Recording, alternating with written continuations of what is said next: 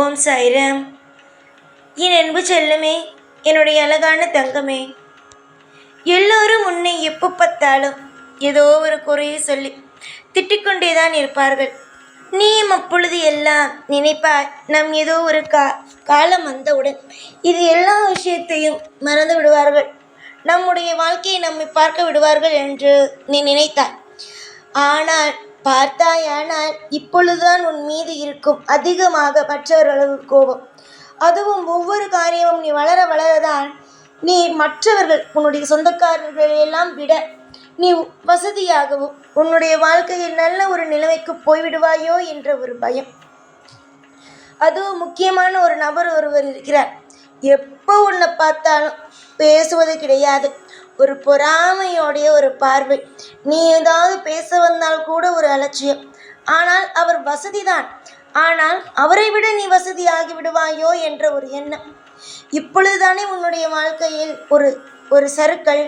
அதற்கு முன்பு ஏதோ ஒரு நல்ல விஷயத்தை நீயும் செய்து கொண்டுதானே இருந்தாய். அப்பொழுதிலிருந்தே அவனுக்கு உன்னுடைய வாழ்க்கை மீது ஒரு மிகப்பெரிய ஒரு கண். ஏதாவது செய்து நீ வாழ்க்கையில் முன்னேறி விடுவாயோ, உன்னுடைய குடும்பத்திற்கு நல்ல பேரை எடுத்து கொடுத்துருவாயோ என்ற எண்ணம். இப்பொழுது வரைக்கும் அந்த நபருக்கு உன் மீது ஒரு கண்தான். என்ன தெரியுமா, இப்பொழுது கூட எங்கு பார்த்தாலும் நல்ல கேலியை கேட்டுவிட வேண்டும், 4 வார்த்தை என்றாலும் நல்ல கேலியை கேட்டுவிட வேண்டும் என்று, சண்டை போட்டுவிட வேண்டும் என்று ஏதேதோ விஷயத்தை பற்றி யோசித்து வைத்திருக்கிறார். சண்டையே இல்லை என்றாலும் சரிதான், பிரச்சனையே இல்லை என்றாலும் சரிதான். சில பேர் கோர்த்து கோர்த்து கோர்த்து சண்டைகளை கொண்டு வருவார்கள் அல்லவா, அந்த மாதிரியான சண்டைகளுக்கு தயாராக இருக்கிறார் அந்த நபர்.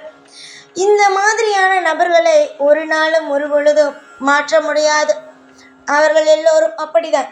சண்டைகள் என்று ஒன்று இருந்தால் மாற்றலாம், சண்டை என்றே ஒன்று இல்லை. ஆனால் இவர்களை எல்லாம் என்ன சொல்லி மாற்றுவது? அதுதான், எந்த ஒரு நிலையிலும் இந்த மாதிரியான நபர்களை மாற்றுவது கடினமான ஒன்று. அதனால் இவர்கள் எல்லாம் ஏதாவது உன்னிடம் பேச வந்தாலும், ஏதாவது ஒரு விஷயம் சொல்ல வந்தாலும் சிரிக்கவும் வேண்டாம், பதில் சொல்லவும் வேண்டாம். ஒதுங்குவதுதான் உன்னுடைய வாழ்க்கையில் மிக மிக சிறந்ததாக இருக்கும். ஒருவன் உன்னை கஷ்டப்படுத்துகிறானா, அவனிடமிருந்து ஒதுங்கு. ஒருவன் உன்னை சந்தோஷப்படுத்துகிறானா, அவனோடு பேசு, பழகு. இதுதான் நான் உனக்கு சொல்லிக் கொடுக்கும் ஒரே ஒரு விஷயம். சிலர் இங்கு மனிதர்கள் போலவே இருந்து கொண்டு அரகர்கள் போலவே யோசனைகளை வைத்துக் கொள்கிறார்கள். சிலருக்கு இங்கு மனிதர்கள் போல வாய்ப்புகள் கொடுத்தாலும் அரக்கர்கள் போலவே யாரை அடிப்பது, யாரை திட்டுவது, யாரிடம் சண்டை போடுவது என்ற ஒரு யோசனையிலேயே இருக்கிறார்கள்.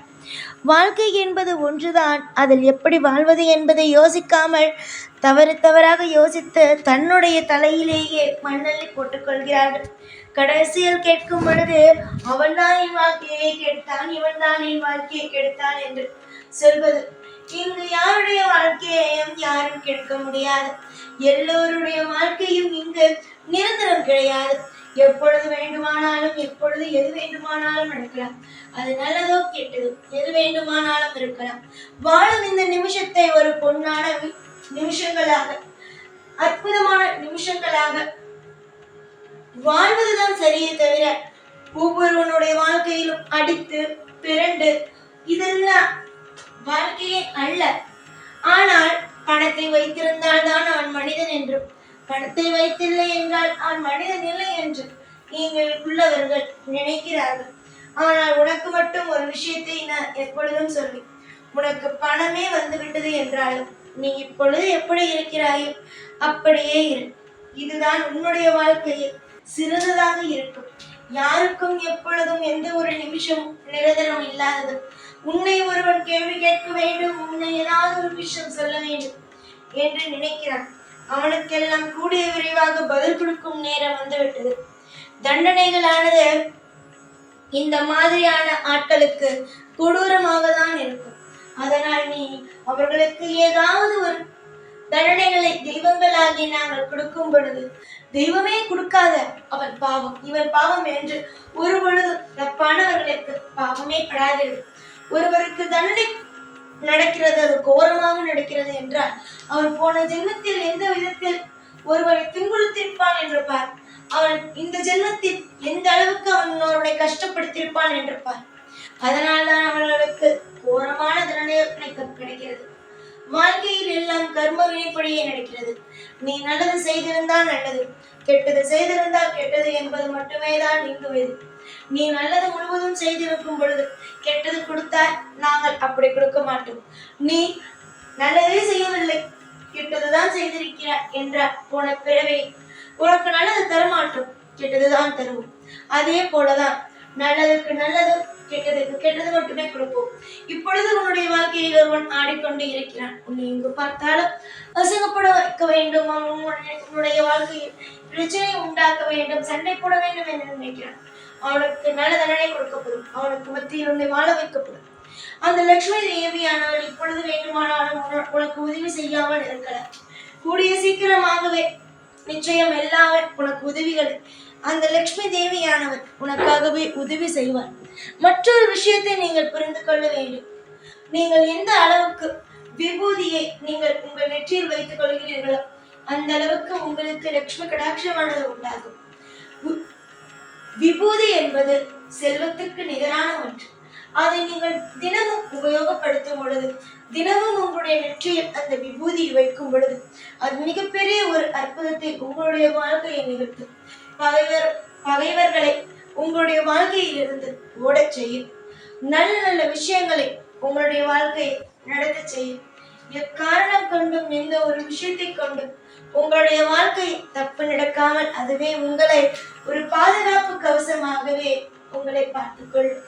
நிறைய நாள் நீ கஷ்டப்பட்டு விட்ட, அடுத்தவர்களிடம் எல்லாம் தேவையே இல்லாமல் திட்டு, தேவையே இல்லாமல் மன உளைச்சல்களுக்கான பேச்சுகள் எல்லாவற்றையும் நீ வாங்கிவிட்ட. இதற்கு மேல் ஒரு பொழுதும் ஒரு நாள் கஷ்டம் என்ற ஒன்று இல்லை. கஷ்டப்படாதே, எதற்கும் உன்னுடைய வாழ்க்கையில் நான் இருப்பேன்.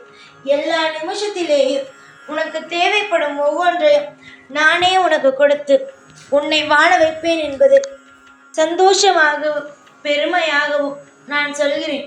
என்னுடைய பிள்ளை ஒரு நல்ல விஷயம் செய்தது என்றால் அது எனக்கு பெருமை. அதுவே என்னுடைய பிள்ளை ஒரு தப்பான விஷயம் செய்தது என்றால் அது எனக்கு அவமானம். சாயுடைய பக்தன், சாயுடைய பிள்ளை தவறு செய்வதா சாய் அப்படி பார்த்து கொண்டு இருந்தாரா என்று. அதனால எப்பொழுதும் எல்லா விஷயத்திலேயும் தவறுகள் என்ற ஒன்றுக்குள் இறங்காதீர்கள். தப்பான விஷயங்கள், அடுத்தவருடைய மனதை கஷ்டப்படுத்துவது, அடுத்தவருடைய வாழ்க்கையை கெடுப்பது இதெல்லாம் நினைத்து கூட பார்க்காதீர்கள். உங்களுடைய வாழ்க்கையை பாருங்கள். நான் இப்பொழுது எப்படி அடுத்தவனுக்கு கஷ்டத்தை கொடுப்பேன், மற்றவர்களுக்கு துன்பத்தை கொடுத்தால் எப்படி கஷ்டத்தை கொடுப்பேன் என்று சொல்கிறேனோ அதே மாதிரிதான் நீங்கள் தப்பு செய்தாலும் நான் தண்டிப்பேன். இது நான் எப்பொழுதுமே நடுநிலையாக இருப்பவன். எல்லா விஷயமும் நான் கேட்பேன். யார் பக்கம் சரியாக இருக்கிறதோ அவர் பக்கமே நான் துணையாக இருப்பேன். என்னுடைய பிள்ளை என்பதை நான் தவறு செய்தால் கேட்காமலும், என்னுடைய பிள்ளை என்பதினால் சரியான விஷயம் செய்தால் தட்டி கொடுக்காமலும் நான் இருக்க மாட்டேன். எனக்கு நீதி நியாயம் எல்லாமே தெரியும். அதனால் நான் அதற்கு தகுந்த போல்தான் நடப்பேன். என்னுடைய பிள்ளையாக இருக்கும் நீங்கள் சற்று பொறுமையாகவும் நிதானமாகவும் இருங்கள். காலப்போக்கில் உங்களுடைய வாழ்க்கையில் நீங்களே பார்த்து வியக்கிற மாதிரி எல்லா விதத்திலும் அற்புதத்திற்கு மேல் அற்புதங்களும் அதிசயத்திற்கு மேல் அதிசயங்கள் கூடிய விரைவாகவே நடக்கும். இதில் எந்த ஒரு தப்பான விஷயமும் இருக்காது. எந்த ஒரு நிலையிலும் எல்லா பொழுதும் எல்லா விஷயமும் நான் உனக்கு துணையாக இருப்பேன்.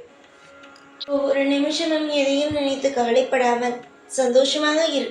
காலம் முழுவதும் உனக்காக இன்று மட்டும் அல்ல என்றும் நான் இருப்பேன். நீ நினைக்கிறாய் சாய் நம்மை கைவிட்டு விட்டாரோ என்று. சாய் உன்னை கைவிடவில்லை, என்றும் அல்ல என்றும் உன்னை கைவிட மாட்டேன் என்பதை நீ தீர்மானமாகவே நம்பலாம். எதற்கெடுத்தாலும் குழப்பங்கள் தேவையில்லையம்மா, சந்தோஷங்கள் மட்டுமே உன்னுடைய வாழ்க்கையில் இருக்கும். நீ தேடி அலையும் ஒவ்வொன்றையும் நான் கொடுப்பேன். எதை எதிர்பார்த்தாலும் கொடுப்பேன். நல்லவர்களுக்கு நல்லதையும் கெட்டவர்களுக்கு கெட்டதையும் நான் கொடுப்பேன். இதை யாராலும் தடுக்க முடியாது. ஏற்கனவே சொன்ன மாதிரி நீ நல்லது செய், உனக்கு நல்லது நடக்கும். எந்த ஒரு காலத்திலேயும் யாருக்கும் எப்பொழுதும் எந்த ஒரு தீங்கையும் நினைக்கவும் கூடாது, செய்யவும் கூடாது. பொறுமையாக இரு. உனக்காக என்றென்றும் நான் இருப்பேன். எப்பொழுதும் எல்லா நாளும் உன் கூடவே இருப்பேன். இந்த சாய்நான். ஓம் சாய்ராம்.